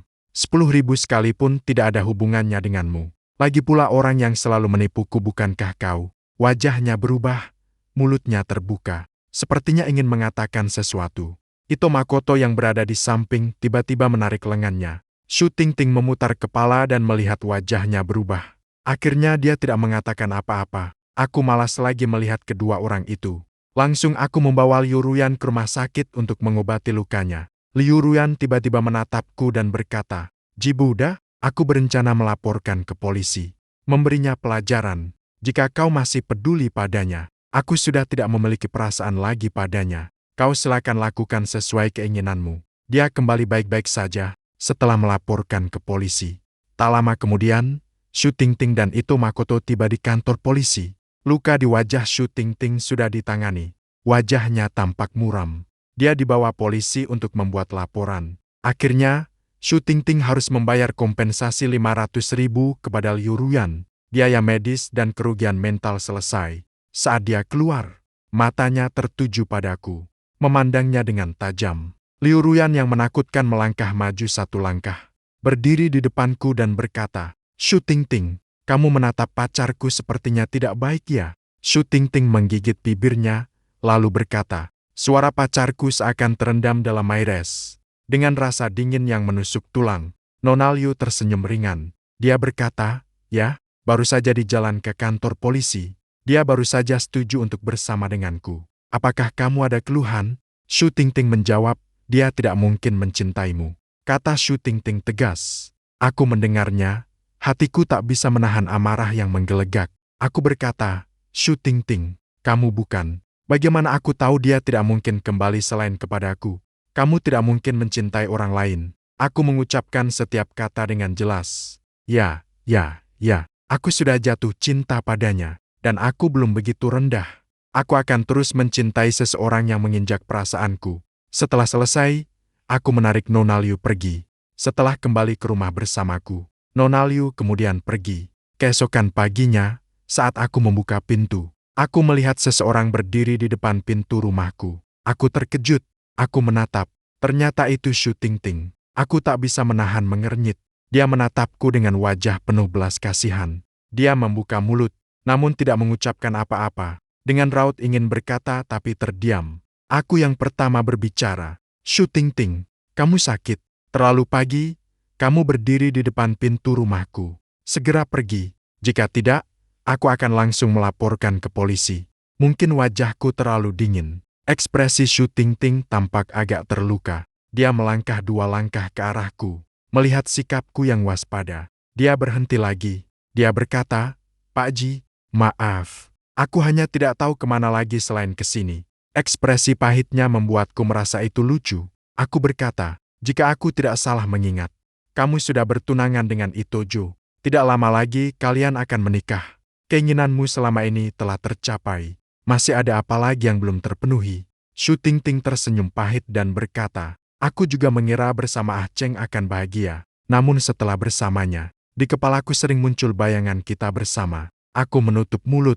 Aku memotongnya dengan dingin, berkata, jadi maksudmu sekarang adalah, saat kamu bersamaku, kamu memikirkan Itojo, dan setelah bersamanya, kamu juga memikirkan aku. Aku melihat dia tidak suka aku maupun Itojo, hanya kebiasaan merindukan mantan. Menyadari bahwa aku ternyata mencintai wanita seperti ini. Selama bertahun-tahun itu, aku tidak bisa menahan rasa mual. Bagaimana dia bisa begitu menjijikkan? Shu Tingting menatapku dengan mata penuh penyesalan. Dia berkata, setelah kakek Pak Ji meninggal, aku baru menyadari bahwa kamu adalah orang terpenting bagiku. Aku hanya tertarik pada Ah Cheng sesaat. Aku kembali pada diriku. Tidak peduli apakah kamu sesaat atau apa. Kita sudah bercerai. Tolong bawa perasaanmu yang sok benar itu pergi. Aku tidak ingin lagi melihatmu. Aku pernah ingin bersamanya selamanya. Tapi dia berulang kali membuatku kecewa dan putus asa. Perasaan itu terlalu menyakitkan. Aku tidak ingin mengalaminya lagi seumur hidupku. Dan sejak aku mengetahui bahwa dia menipu aku untuk bercerai denganku pada saat itu, perasaanku padanya berubah menjadi abu. Shu Tingting tidak menggerakkan bibirnya. Setelah beberapa detik, dia pelan-pelan berbicara. Ji Buddha, aku belum pernah memberitahu siapapun. Tinggal bersama kamu di apartemen sewaan. Bulan-bulan itu adalah masa paling bahagia dalam hidupku. Aku mengangkat tangan dan menamparnya. Jika dia tidak menyebutkan hal ini, aku mungkin belum akan memukulnya. Tapi bagaimana dia bisa tidak tahu malu sampai sejauh ini? Apakah dia benar-benar tahu apa arti masa itu bagiku? Aku menggigit gigi dan berkata, kamu merasa masa itu paling menyenangkan. Lalu, apakah kamu pernah memikirkan, aku bekerja 3 pekerjaan sehari, bahkan tidak rela naik bus 2 yuan. Bagaimana rasanya berjalan kaki bolak-balik ke setiap tempat kerja setiap hari? Masa itu adalah waktu paling gelap dan menyakitkan bagiku. Bukan karena aku setiap hari tidak bekerja, tapi karena aku berada di jalan menuju kerja, melainkan aku memberi hatiku yang tulus kepadamu. Tapi kamu menjatuhkan hatiku ke tanah dan menginjaknya. Jika bisa, aku sungguh berharap bisa kembali ke hari kelulusan SMA. Kamu berkata padaku, saat kamu meminta aku menunggu. Kali ini aku tidak akan ragu menolak. Di mata Shu Tingting tampak rasa sakit hati dan penyesalan. Matanya yang merah menyala menatapku. Dia berkata, Ji Buddha, maaf. Aku memang melakukan banyak kesalahan. Aku sudah menyadari kesalahannya. Kau pukul aku saja. Selama ayahmu tidak menolak aku bersedia melakukan apa saja. Penampilan menyesalnya saat ini adalah apa yang dulu ingin kulihat. Namun kini hatiku tidak lagi bergejolak sedikit pun. Karena aku sudah tidak peduli padanya lagi. Kerusakan yang dia timbulkan padaku tidak mungkin diperbaiki. Lebih baik membiarkan diriku sendiri. Aku berkata, Shu Tingting, bukan aku yang menolakmu, melainkan kau yang dulu menolak aku. Aku hanya sudah cukup lelah, selalu menunggumu di tempat yang sama. Itu saja. Ji Buddha, aku kembali. Jika kau masih menggangguku, aku akan langsung meneleponet Makoto sekarang. Shu Tingting menatapku dengan senyum pahit. Dia berkata, sekarang yang kupedulikan adalah kamu. Setelah kata-kata itu terucap, suara mengejek terdengar dari belakangnya. Orang itu berkata, Sepertinya pacarku tidak seharusnya kau pedulikan. Selain itu, kata-kata yang kau ucapkan tadi, aku sudah merekamnya. Jika ini menjadi besar, tidak ada manfaat sedikit pun bagimu. Wajah Shu Tingting menjadi sangat merah padam. Dia menoleh ke Liu Ruyan. Liu Ruyan, kau sama sekali tidak layak bersama Jibouda. Liu Ruyan tidak menanggapi dia, langsung berjalan ke sisiku, memeluk lenganku. Dengan senyum sinis berkata, aku tidak layak siapapun untuk ibumu. Jangan lupa, kau masih punya tunangan sekarang. Wanita sepertimu yang makan dari mangkuk, sambil melihat apa yang ada di panci. Itu memang pantas kamu tetap lajang seumur hidup. Aku membalasnya. Aku bisa membatalkan pertunangan dengan Itoju. Orang yang kucintai adalah Pak Ji. Liu Ruyan, dengan senyum mengejek di wajahnya, tangan yang memeluk lenganku, namun tanpa sadar menegang. Dia mungkin khawatir aku masih memiliki perasaan pada Shu Tingting. Ya, dia berkata, kalau begitu, kamu harus tanya Pak Ji apakah dia masih menyukaimu. Sesaat, pandangan kedua wanita itu tertuju padaku. Aku mengerutkan kening, melihat ke Shu Tingting. Di matanya penuh harapan dan hati-hati. Sayangnya, seperti ketika dulu aku mencintainya, harapannya kini hanya akan sia-sia. Aku berkata, Shu Tingting, aku benar-benar tidak mencintaimu lagi. Sama sekali tidak. Jangan lagi mengganggu hidupku sekarang. Shu Tingting pergi dengan tampak hancur. Liu Ruyan melepaskan aku. Dengan ekspresi serius, dia berkata, bagaimana kamu bisa begitu saja membuka pintu untuk wanita lain? Kalau ia menuduhmu bersikap ringan, bagaimana? Melihat dia tampak agak muram, aku segera membela diri. Bukan karena aku tidak tahu dia berada di luar. Lagi pula aku sudah lama kenal Shu Tingting. Dia seharusnya tidak melakukan hal semacam itu. Dia berkata, mulai lain kali, sebelum membuka pintu, lihat dulu apakah ada orang di luar. Aku akan pasang bel pintu ke-6 untukmu. Liu Ruyan memang orang yang bertindak. Pagi tadi dia bilang mau pasang bel pintu ke-6 untukku. Sore ketika aku pulang kerja, bel itu sudah terpasang. Bagaimana? Pacarmu memang cepat dalam bertindak. Aku mengangguk dan berkata, memang cepat.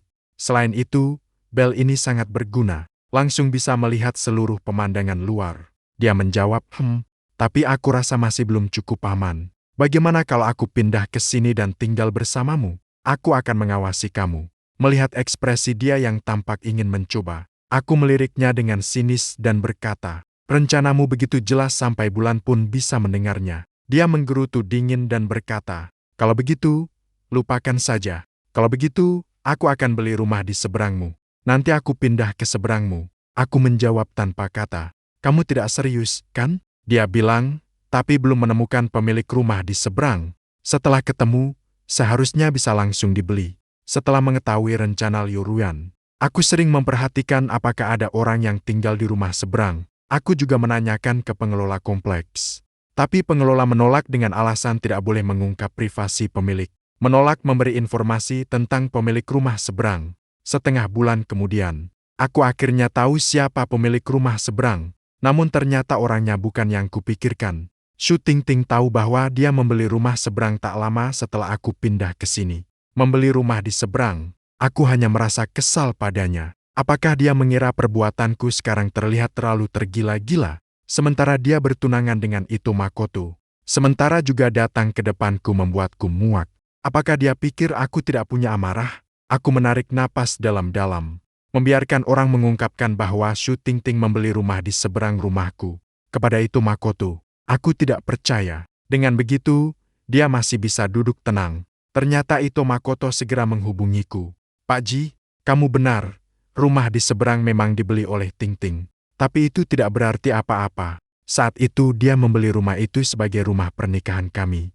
Kami tidak tahu bahwa kamu tinggal di seberang. Lagi pula, siapa yang membeli rumah akan menanyakan siapa tetangga di seberangnya.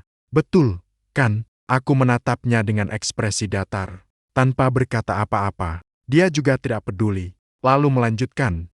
Kemudian kakeknya jatuh sakit.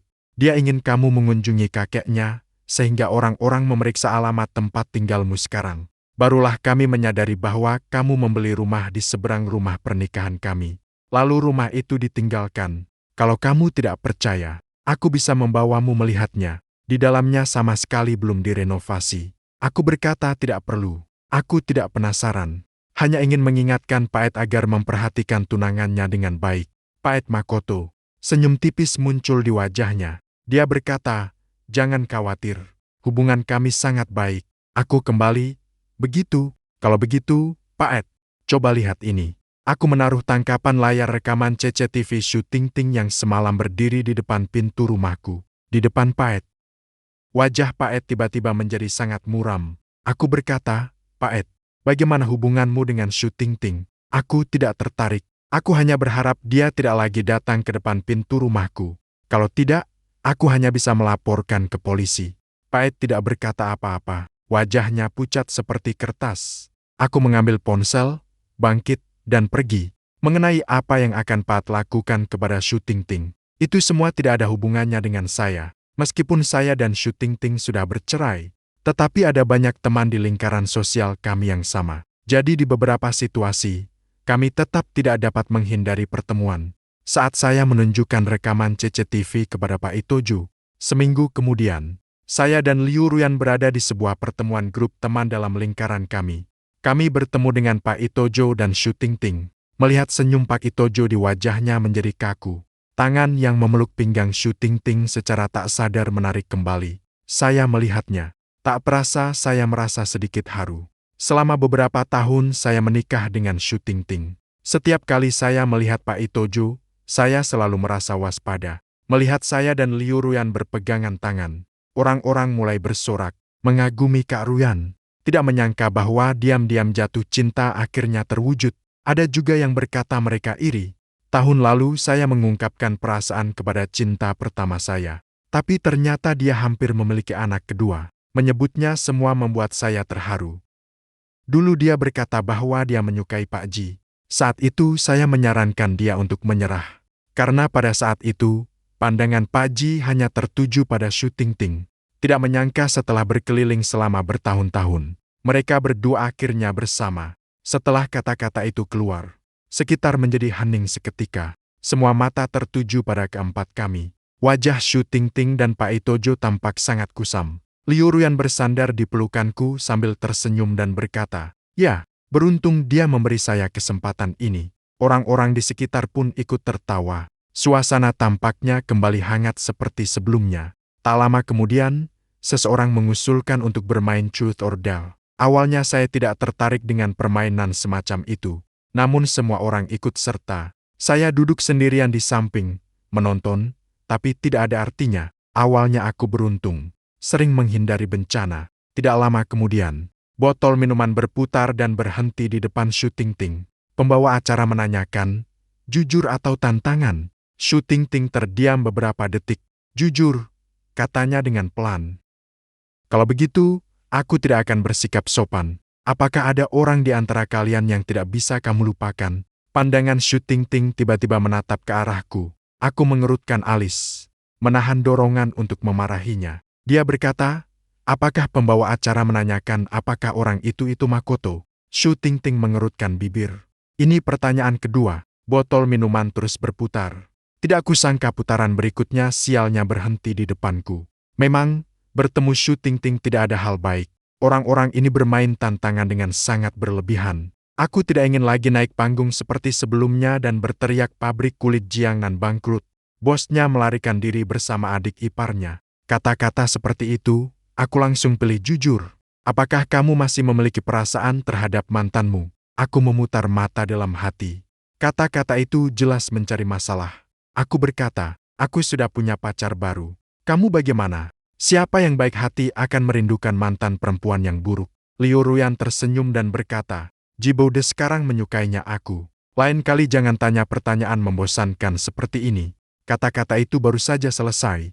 Tiba-tiba terdengar teriakan dari sudut ruangan. "Tahan tanganmu." Semua orang menoleh mendengar suara itu. Baru menyadari, syuting Ting entah kapan memecahkan gelasnya. Kepingan kaca menancap di tangannya. Darah dan daging berceceran, dan darah terus mengalir turun. Paet ingin membersihkannya, namun dia menolaknya dengan satu dorongan. Dia tampak tidak merasakan sakit, tidak melihat tangannya yang terluka sama sekali, hanya menatapku. Dia berkata, "Jiboude, kamu tadi berkata itu bohong, kan?" Matanya dipenuhi harapan. Aku juga tidak tahu apa yang dia harapkan. Harapannya agar aku terluka begitu dalam olehnya, masih terus mencintainya dengan cara menjengkelkan. Aku menatapnya tanpa ekspresi dan berkata, "Shu Tingting, aku selalu berbicara terus terang. Aku tidak perlu menipu orang lain. Jika aku masih memiliki perasaan padanya, aku tidak akan setuju untuk bersama Liu Ruyan. Lagi pula itu tidak adil bagi Liu Ruyan. Tidak mungkin." Suara tinggi yang tiba-tiba dia keluarkan membuat semua orang terkejut. Ada orang di sebelahnya yang bangkit untuk menasihatinya.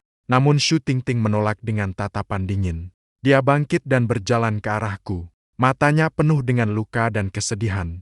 Seolah-olah orang yang ditinggalkan itu adalah dia. Liu Ruyan juga bangkit dan berkata, "Shu Tingting, Jibode sekarang adalah pacarku. Tunanganmu di sana sedang gila mencari dia." Shu Tingting berteriak, "Pergi." Melihat dia ingin menyerang Liu Ruyan, aku berdiri dengan ekspresi marah, mencegah di depan Liu Ruyan, dengan dingin menatapnya dan berkata, "Shu Tingting, sampai kapan kamu masih akan gila?" Shu Tingting menatapku dengan wajah terluka, matanya merah darah, seakan-akan menangis. Dia berkata, "Pak Ji, kamu milikku. Kita tumbuh bersama sejak kecil. Kamu hanya boleh bersamaku. Bagaimana kamu bisa menyukai orang lain?" Aku terdiam, lalu berkata, "Kamu bisa mencintai Itojo. Apakah aku tidak boleh? Atau di matamu, aku harus selamanya menjadi orang yang hina, hanya mencintaimu saja?" Shu Tingting cepat-cepat menggelengkan kepala dan berkata, "Tidak, bukan begitu. Aku juga suka kamu. Selama kamu bersedia kembali ke sisiku, aku bisa membatalkan pertunangan dengan Pak Itojo. Kita kembali bersama, bagaimana?" Aku menatapnya dengan ekspresi rendah hati. Namun hatiku tidak bergetar sedikit pun. Aku tersenyum dan berkata, "Tidak peduli apa yang terjadi antara kamu dan Itojo, aku tidak mungkin kembali bersamamu. Karena setiap kali melihatmu sekarang, aku merasa jijik." Setelah itu, aku langsung menarik Liu Ruyan pergi. Awalnya aku tidak ingin berkonfrontasi dengannya di depan umum. Tapi dia terlalu tidak bermoral. Aku tidak mengerti bagaimana dia bisa menjadi orang seperti ini. Babak selanjutnya, selama Shu Tingting dan Itojo ada, aku menolak semuanya. Kemudian ketika mereka memanggil Shu Tingting, mereka tidak mencari aku. Ketika mereka memanggilku, mereka tidak menyebut Shu Tingting. Kami juga tidak bertemu lagi. Awalnya aku pikir kami tidak akan pernah bertemu lagi. Ternyata grup Shu mulai menantang grup Liu. Awalnya aku tidak tahu hal ini. Hingga Liu Ruyan mulai lembur lebih lama, aku menyadari ada yang tidak beres. Aku memeriksanya. Barulah saya tahu bahwa Shu Tingting terus menekan perusahaan Liu Ruyan. Dan itu bukan penekanan biasa. Benar-benar seperti melukai musuh 1000 kali. Persaingan beracun yang juga merugikan diri sendiri 800. Jika terus berlanjut seperti ini, akhirnya hasilnya dua belah pihak terluka. Saya merasa dia benar-benar gila. Dulu Om masih ada. Dia masih bisa menahan diri sedikit. Sekarang dia benar-benar seperti anjing gila. Siapa saja yang dia temui, dia menggigit. Karena itu saya memutuskan pergi menemui Shu Tingting. Melihatnya lagi, hati saya tenang. Melihat saya, Shu Tingting tampak sangat senang. Langsung memerintahkan sekretaris menyiapkan buah favorit saya. Dia berkata, "Jibouda, cepat duduk. Apa urusanmu menemuiku?" Saya duduk di sofa. Saya berkata, "Saya berharap kamu tidak lagi menargetkan Liu Ruyan. Begitu mengacau dan memaksa. Ini tidak menguntungkan bagi kalian berdua. Dua perusahaan dulu banyak bekerja sama. Akhir-akhir ini karena Shu Tingting mengacaukan semuanya. Sekarang hampir tidak ada lagi kerja sama, bahkan menjadi musuh." Senyum di wajah Shu Tingting mengeras. Setelah beberapa saat, dia membuka mulut dengan suara dingin. "Kamu datang demi Liu Ruyan?" Saya menjawab, "Ya." Dia malah berkata, "Selama kamu bersedia kembali ke sisiku, aku akan membiarkannya." Saya berkata, "Shu Tingting, terus menekan Liu Ruyan. Perusahaanmu juga akan bangkrut. Sushi didirikan oleh Om Shu. Jika dia mengetahui bahwa kehancurannya ada di tanganmu, dia tidak akan tenang bahkan di bawah 9 sungai." Menyebut kakek Shu. Ekspresi Shu Tingting melonggar sedikit. Aku hendak melanjutkan membujuknya. Tiba-tiba dia mengangkat pandangan ke arahku. Dia berkata sebelum kakek meninggal, "Keinginan terbesarnya adalah berharap kami bisa kembali bersama. Jika bukan karena kakek pamanku memberiku kartu ATM itu sebelum dia meninggal." Lalu dia mengatakannya kepadaku. Mungkin aku memang akan tertipu olehnya. Aku tersenyum berkata, "Shu Tingting, bahkan jika kamu memakai keinginan terakhir kakek Shu untuk menipuku, Aku tetap tidak mungkin kembali bersamamu, karena aku sudah tidak mencintaimu lagi. Dia berkata tidak mencintaimu. Bagaimana mungkin tidak mencintaiku? Kamu pernah berjanji akan menungguku seumur hidup. Ekspresinya menjadi bersemangat. Bangkit, sepertinya berjalan ke arahku. Aku berkata jangan datang. Aku segera bangkit dan mundur, berusaha menjauh darinya. Namun gerakanku tampaknya membuatnya marah. Dia berlari cepat ke arahku. Detik berikutnya dia melompat ke tubuhku. Benar-benar gila. Saat ini dia seperti gurita. Bagaimanapun aku mendorong, dia selalu menemukan cara untuk melilitku. Aku menarik. Dia pun memanfaatkan kesempatan itu untuk melepas mantelnya. Maka aku menahan mantelnya sambil menggigit gigi berkata, "Shooting Ting, tenanglah sedikit. Kenakan pakaianmu." Dia berkata, "Jibouda, asalkan kamu bersedia kembali ke sisiku, aku akan membiarkan Liu Ruyan pergi. Kembali ke sisiku tidak apa-apa, aku akan memperlakukanmu dengan baik.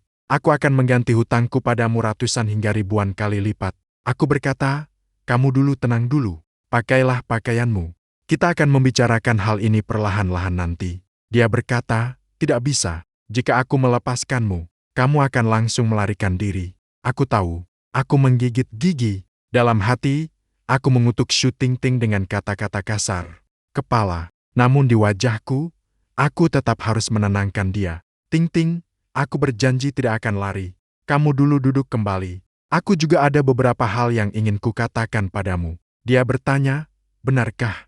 Dia berkata, "Pak Ji, sebaiknya kamu jangan menipuku." Shooting Ting melepaskan mataku yang gelap pekat, namun dia menatapku dengan tajam. Aku kembali ke sofa, merenungkan bagaimana cara keluar dari sini. Shooting Ting tampaknya melihat melalui pikiranku.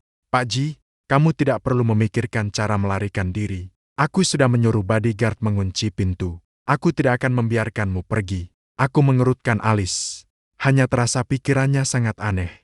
Aku tersenyum pahit dan berkata, "Shooting Ting, kenapa kamu tidak mau melepaskanku? Jika dia benar-benar mencintaiku, maka dia tidak akan jatuh cinta pada Itojo saat kuliah. Demi Itojo, dia rela mati atau hidup. Kemudian kami secara tidak sengaja menikah. Aku pikir aku bisa menyelamatkan hatinya. Namun kemudian Itojo kembali ke sisinya. Dia langsung tak sabar ingin bercerai denganku. Dia berkata, "Pak Ji, kami seharusnya bersama seumur hidup. Bukan karena aku tidak mau melepaskanmu, tapi karena kamu jatuh cinta pada orang lain, ingin melarikan diri dariku." Sambil terus bicara, ekspresinya menjadi dingin dan menakutkan. Aku terdiam dan berkata, "Jika aku tidak bersama Liu Ruyan, dan malah terus mengganggumu, kamu pasti sangat membenciku sekarang. Kamu tidak suka padaku, tapi tidak tahan dengan orang yang terus mengikutimu. Suatu hari tiba-tiba meninggalkan harga dirimu." Tidak mengizinkannya berkata, "Bukan begitu." Dia mendekat, lalu berjongkok di depanku. Aku menggenggam kepalaku erat-erat. Kali ini aku sudah memikirkan semuanya. Jika dia menjadi gila, aku tidak keberatan membuatnya merasakan sedikit rasa sakit. Dia berkata, "Jibouda menipumu. Selama 3 bulan itu, aku baru mengerti cintamu padaku. Aku pun perlahan-lahan jatuh cinta padamu. Hanya saja pada saat itu aku belum menyadari. Ketika aku menyadari bahwa yang kucintai adalah kamu, selama kamu memberiku satu kesempatan, kita bisa memulai kembali." Di matanya penuh harapan. Tapi setiap kali aku membayangkan bangun tiap hari dan melihat wajahnya, aku langsung merasakan kebencian tanpa alasan. Ya, perasaanku padanya sudah berubah dari suka menjadi benci. Benci sampai seumur hidup tidak ingin melihat wajah itu lagi. Bukankah lebih baik berpisah dengan baik? Tapi kamu tetap ingin menyakiti aku begitu dalam. Lalu berpura-pura penuh perasaan, memaksa aku bersamanya. Di dunia ini, mana ada hal sebaik ini? Aku bertanya, "Lalu bagaimana dengan itu Makoto? Kamu mau bagaimana?" Ekspresi Shooting Ting tiba-tiba membeku. Setelah beberapa saat, dia pelan-pelan berkata, "Aku bersalah padanya. Aku akan menebusnya." "Shooting Ting, kau sungguh egois dan menjijikan sampai titik tertinggi." Dia mengangkat kepala dengan tidak percaya dan berkata, "Jibouda, kenapa kau?" Aku tersenyum sinis. Aku berkata, "Setiap kali melihatmu, aku merasa jijik. Tidak mungkin lagi bersamamu. Kalau begitu, aku lebih memilih mati." Shooting Ting terdiam. Seluruh tubuhnya seperti patung yang membeku di tempat. Aku mendorongnya ke tanah dengan keras, lalu berjalan menuju pintu. Namun 1 detik berikutnya, Pintu kantor tiba-tiba terbuka keras. Liu Ruyan dengan ekspresi dingin berdiri di ambang pintu. Dia menggertakkan gigi dan berkata, "Jibouda, kembali ke titik awal." Shu Tingting membalas, "Jika kau tidak ingin perusahaanmu bangkrut, maka segera mundurlah." Liu Ruyan menertawakan dengan sinis dan berkata, "Shu Tingting, kau pikir kau bisa mengancamku? Aku sudah menemukan perusahaan kerja sama baru. Sekarang aku sama sekali tidak takut padamu." Wajah Shu Tingting menjadi sangat pucat. Memandang Liu Ruyan dengan tajam. Matanya penuh dengan kebekuan. Dia berkata, "Bagaimanapun, aku akan merebut Jibouda kembali." Liu Ruyan memutar mata dan berkata, "Kau punya apa untuk menentang? Bukankah itu hanya menjadi selingkuhan?" Shu Tingting menjawab, "Apa urusanmu?" Liu Ruyan berkata, "Dia adalah pacarku. Kamu bilang apa hubungannya dengan aku?" Saat keduanya hampir bergegas saling menyerang, suara bergetar Itojo terdengar dari belakang. Itojo berkata, "Shu Tingting, bukankah kau bilang akan hidup baik-baik bersamaku? Kenapa Jibouda dan Liu Ruyan muncul di sini?" Aku menoleh ke arah Itojo. Wajahnya pucat pada saat itu. Tatapannya pada Shu Tingting penuh kekecewaan. Shu Tingting mengerutkan bibir dan berkata, "Ah Cheng." Ekspresi Shu Tingting terasa pahit, namun dia tidak membela diri. Itojo menghela napas dan berkata, "Kalau kau memang tidak bisa melepaskan Jibouda, aku akan mengabulkanmu. Aku akan pergi sendiri." Setelah itu, ia berbalik dan bergegas pergi. Wajah Shu Tingting berubah. Dia berlari cepat ke arah di mana Itojo pergi. Liu Ruyan tidak menanggapiku. Wajahnya muram. Jelas sangat marah. Aku berkata, "Jangan marah. Aku datang hari ini untuk menasihatinya agar tidak lagi menargetkan keluarga Liu." Liu Ruyan menarik napas dalam. Dengan tidak puas, dia berkata, "Apakah kamu bodoh? Kau tahu dia orang gila. Sikapnya begitu ekstrem. Kamu masih ingin menghadapinya?" Saat aku dalam perjalanan ke sini, aku mengirim pesan kepada Liu Ruyan. Aku berkata, "Aku tidak mengirim pesan kepadamu. Apakah sudah dilaporkan?" Aku kira tidak ada apa-apa. Dia mendengus dingin dan berkata, "Kalau lagi berani melakukan ini lain kali, bagaimana aku menertibkanmu?" Setelah kembali ke mobil, aku menanya padanya apakah benar dia menemukan mitra baru.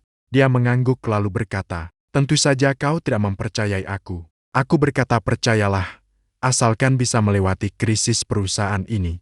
Keesokan paginya, Ito Makoto tiba-tiba menemui aku. Dia tampak lesu. Wajahnya pucat, berbeda jauh dari sikap semangat sebelumnya. Dia menyebut Jibouda, "Aku kalah padamu, kalah telak." Mengenai nasibnya sekarang, aku tidak memiliki rasa simpati sama sekali, juga tidak ingin mengejek. Aku berkata, "Aku tidak pernah berniat mengalahkanmu. Aku hanya bertaruh dia tidak akan melupakanmu." Akhirnya taruhan kalah. Dia tersenyum pahit lalu berkata, "Bagaimanapun tidak masalah lagi. Lagi pula aku juga berencana meninggalkannya." Dia tidak menghalangi. Dia berkata akan memberi aku sejumlah uang sebagai kompensasi. Aku mendengar itu, hatiku terasa berat. Ada firasat buruk melihat wajahku yang pucat. Dia menghela napas lalu berkata, "Kau pasti sudah menebak. Dia sekarang memang orang gila. Bagaimanapun dia tetap ingin bersamamu. Kau tetap harus hati-hati." Dia berkata, "Sejujurnya, awalnya aku bersamanya hanya ingin mengurangi beberapa tahun perjuangan. Tapi ternyata dia tetap harus menargetkan keluarga Liu. Sepertinya cinta mereka tidak lebih dari itu." It Makoto menatapku dengan ekspresi tenang lalu berkata, "Kamu tidak perlu menatapku dengan cara itu. Aku memang bukan orang yang baik." Setelah berpikir sejenak, aku pun mengerti. Untuk It Makoto, sekarang mengambil uang dan pergi memang pilihan terbaik. Aku berkata, "Terima kasih sudah memberitahuku. Aku akan hati-hati." Sore itu aku pindah ke apartemen lain. Lagi pula tetap tinggal di sini memang tidak aman. Kalau Shu Tingting menyelinap ke rumahku saat aku tidur, aku belum tahu apa yang akan terjadi. Aku menyadari kegelisahanku. Liu Ruyan memelukku dan berkata, "Semua akan segera berakhir." Dia tidak akan memberi kesempatan pada Shu Tingting. Meskipun aku pindah, namun aku masih bisa melihat situasi di depan pintu rumahku lewat kamera pengawas. Ternyata Shu Tingting datang mencariku. Dia menunggu di depan pintu rumahku semalaman.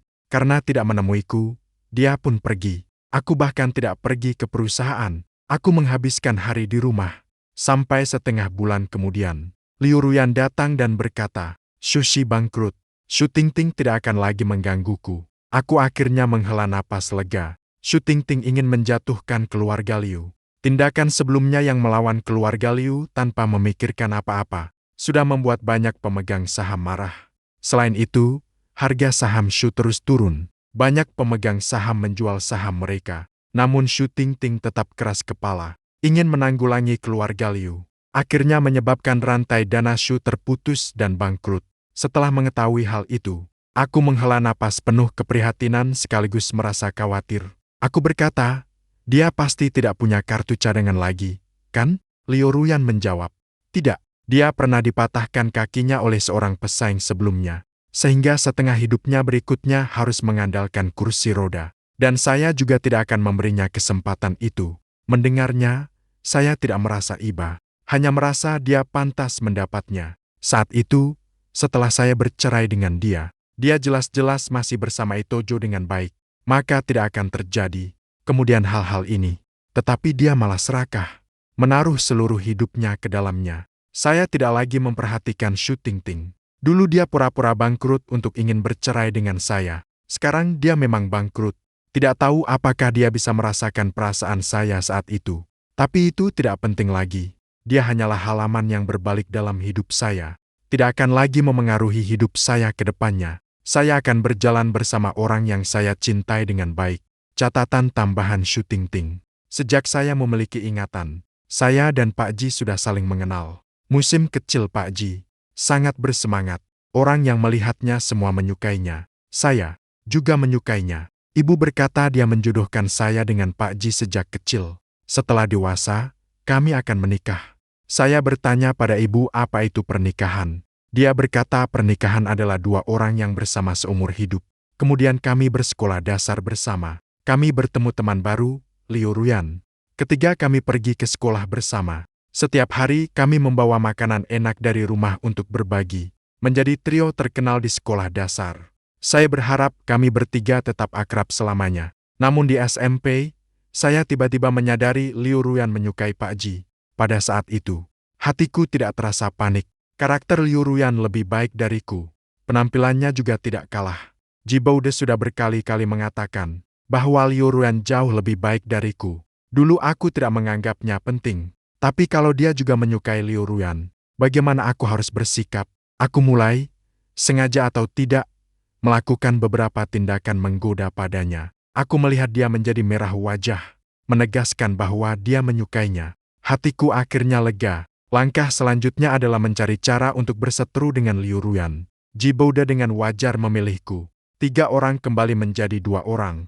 Namun aku tidak merasa sedih, karena dia kini menjadi milikku sendiri. Ujian masuk perguruan tinggi selesai. Aku tampil buruk, tidak bisa kuliah di universitas yang sama dengannya. Hari itu aku memelukmu di bandara. Aku memperingatkan dia dengan keras. Jangan suka wanita lain. Kau melakukannya, namun aku melanggar janjiku di universitas. Tetapi itu Makoto yang berkarakter kuat dan keras kepala. Dia sama sekali bukan tipe Ji Boude. Ji Boude, anak orang kaya, terlalu percaya diri. Sedangkan Ito Makoto tumbuh di tepi tebing dengan santai, menancapkan akar dengan keras kepala, membuat orang tak bisa tidak mengaguminya. Setelah menyadari aku memiliki perasaan pada Ito Makoto, aku pernah mencoba menghindarinya, tapi gagal. Akhirnya aku tak dapat menghentikan diri dan jatuh cinta padanya. Aku tidak tahu bagaimana memberitahu Ji Boude bahwa aku jatuh cinta pada orang lain. Namun dia segera menyadarinya. Kamu perlahan berhenti menghubungi aku, menjaga jarak dariku. Awalnya aku merasa bersalah dan tidak nyaman. Tapi kegembiraan bersama Pak Ed mengurangi perasaan itu. Selama masa bersama Pak Ed, aku sepenuhnya melupakan kamu, Ji Boude. Jika bukan karena perpisahan saat kelulusan kuliah, aku rasa aku memang akan menikah dengan Pak Ed. Saat itu Pak Ed belum tahu bahwa keluargaku kaya. Aku menyarankan dia kembali ke Sushi bersama aku. Tapi dia bersikeras ingin bekerja di kota utara. Kami berdebat dengan sengit.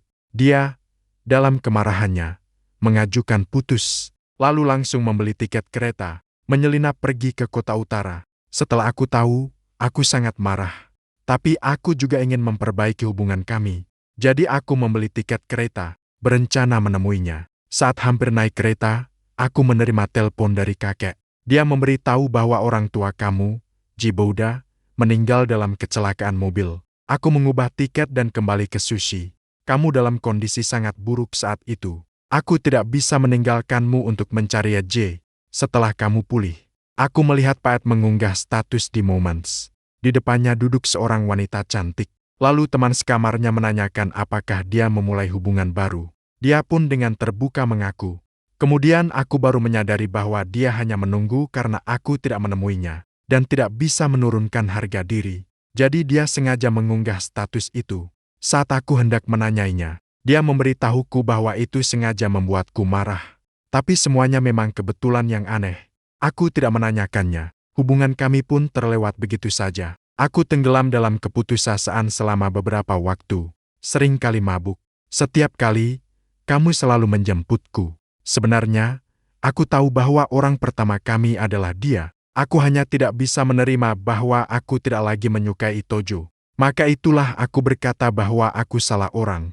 Kemudian kakek memaksa dia untuk menikah denganku karena hal itu. Hatiku tidak setuju, tapi kupikir, bagaimanapun, tidak mungkin lagi bersama Tojo. Menikah dengan Pak Ji juga tidak buruk. Setidaknya dia bisa bahagia. Setelah menikah, kami menjalani kehidupan yang tenang. Kadang-kadang dia membuat kejutan kecil. Aku rasa begitulah juga tidak buruk. Sampai Tojo muncul. Dia memberitahuku bahwa dia belum pernah bersama orang lain. Dia selalu menungguku. Tapi aku tidak mencarinya. Jadi dia yang harus datang mencariku. Aku tahu dia mengundurkan diri dari pekerjaan bergaji tinggi di Beicheng. Kembali ke Sushi. Berencana untuk bersama denganku. Hatiku terasa terharu. Namun aku tidak menyembunyikannya darinya. Mengenai pernikahanku dengan Pak Ji. Dia pada awalnya sangat sedih. Lalu dia bersiap untuk pergi. Saat mengantarnya ke pesawat. Di detik terakhir, aku masih tidak bisa menahan diri. Aku memeluknya, memintanya jangan pergi. Dia tetap tinggal. Namun aku tidak tahu bagaimana mengajukan perceraian kepada Pak Ji. Aku tidak ingin menyakitinya. Tapi aku juga tidak bisa mengkhianati Tojo. Aku memikirkannya lama. Aku memikirkan cara berpura-pura menjadi pecundang yang bangkrut. Lalu membuat Jibao dan mengajukan perceraian sendiri. Dengan begitu, aku tidak perlu merasa bersalah padanya. Namun yang tak kusangka adalah, Pak Ji ternyata bersedia menemaniku menanggung penderitaan selama 3 bulan. Melihatnya pergi pagi dan pulang malam setiap hari. Lelah sampai kembali ke rumah. Bahkan saat mandi dia bisa tertidur. Aku merasa terharu sekaligus pedih hati. Beberapa kali aku ingin memberitahunya kebenaran. Tapi ketika kata-kata hampir keluar, aku tak tahu bagaimana memulainya. Aku menyadari bahwa aku telah melakukan kesalahan. Namun sekarang aku tidak tahu bagaimana memperbaikinya. Aku hanya bisa terus berbuat salah. Tak kusangka Jibaude tiba-tiba menyadarinya. Dia juga, seperti yang kuinginkan, mengajukan cerai. Tapi aku tidak bisa merasa bahagia sama sekali. Setelah cerai, aku berusaha untuk tidak lagi memikirkannya. Namun selama berinteraksi dengan Makoto, di mataku selalu muncul senyum dia. Aku rasa aku mungkin sudah gila. Kemudian dia bersama Liu Ruyan. Aku hampir kehilangan akal. Bagaimana dia bisa jatuh cinta pada orang lain? Bagaimana dia bisa bersama orang lain? Aku tak peduli apapun, ingin merebutnya kembali dari sisi Liu Ruyan. Tapi tatapan matanya padaku sudah tidak ada lagi.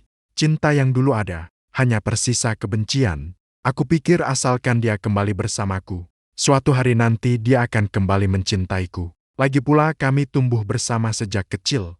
Kami adalah orang terpenting dalam hidup masing-masing. Aku mulai gila. Biasanya pemegang saham yang menekan perusahaan Liu City berusaha menghentikanku. Tapi aku tidak berniat menyerah. Akhirnya menyebabkan Shooting Ting bangkrut. Aku juga dipukul hingga kakinya patah oleh orang yang dikirim perusahaan lawan. Separuh hidupku yang tersisa hanya bisa dihabiskan di kursi roda. Aku kehilangan kebanggaanku dan orang yang paling kucintai. Sekarang aku hanya berharap Jibaude bahagia seumur hidup. Semoga selamat dan lancar. Meskipun semua ini tidak ada hubungannya dengan diriku.